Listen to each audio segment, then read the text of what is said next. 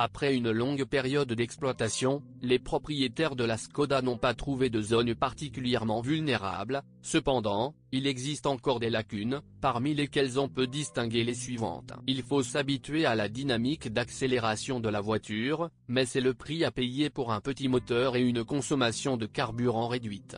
Avec le temps, on s'habitue à la voiture et tout redevient normal. Sur les modèles équipés d'une transmission manuelle, des dysfonctionnements surviennent, notamment sur les voitures neuves, lorsque le troisième rapport est engagé au lieu du premier. Après un court rodage, ce problème disparaît. Le point faible de la voiture est l'isolation phonique. D'ailleurs, il est conseillé de le changer partout, passage avant et arrière, dans le coffre, dans les portes. Il est préférable de le faire dans un centre de service. Faire ce genre de travail soi-même est problématique. Examinons maintenant plus en détail certains défauts, notamment ceux présents sur les voitures d'occasion. Le groupe motopropulseur de la Škoda Fabia est plutôt faible pour les autoroutes. Conduire confortablement à des vitesses supérieures à 110 km/h est problématique. Sur autoroute, des problèmes surviennent lors de dépassements brusques. La réception n'est toujours pas suffisante.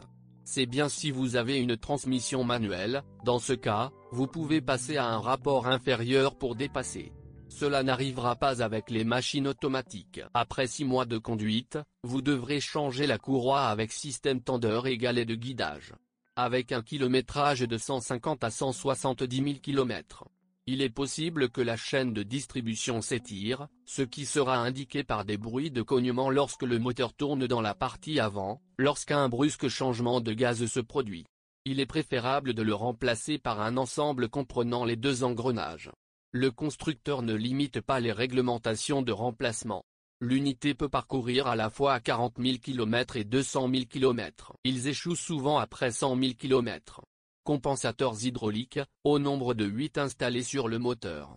Le remplacement nécessite le démontage de presque toute la centrale électrique, ce travail doit donc être effectué dans un centre de service de confiance. La première chose à remplacer, ce sont les jambes de force stabilisatrices.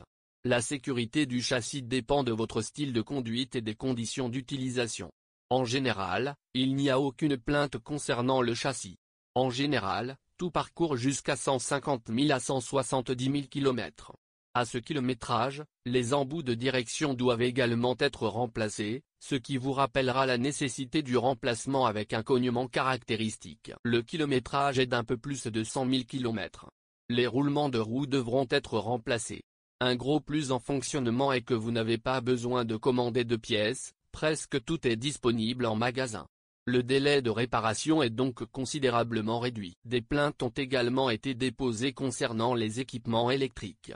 Le premier signe d'une panne d'équipement est un mauvais fonctionnement des lève-vitres. Cela est dû au fait que les boutons ne sont pas soudés de manière très sécurisée et que le contact est perdu. Le problème est résolu en ressoudant les boutons, ce que vous pouvez faire vous-même si vous possédez les compétences nécessaires. L'unité de commande du fonctionnement du poêle, qui contrôle le fonctionnement du papillon des gaz, tombe souvent en panne. Certains utilisateurs ont rencontré des problèmes avec le moteur du poêle au cours de la 2e année de fonctionnement. Les voitures du groupe Škoda se sont révélées globalement positives. Ceux qui ont acheté une Fabia de 3e génération, même après 2 ou 3 ans d'exploitation, ne la changeront pas. Les grands avantages sont la faible consommation de carburant et la fiabilité de la centrale électrique.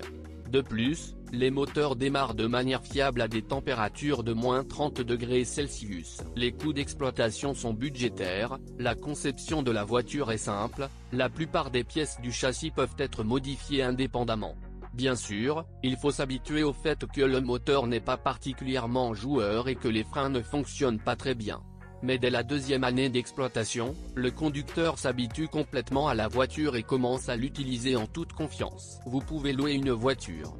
Ce sera un assistant très fiable pour votre famille. Si nécessaire, la rangée de sièges arrière se replie pour créer un coffre très spacieux. La voiture se sent en confiance sur les chemins de terre, la garde au sol est suffisante pour traverser les champs et les forêts.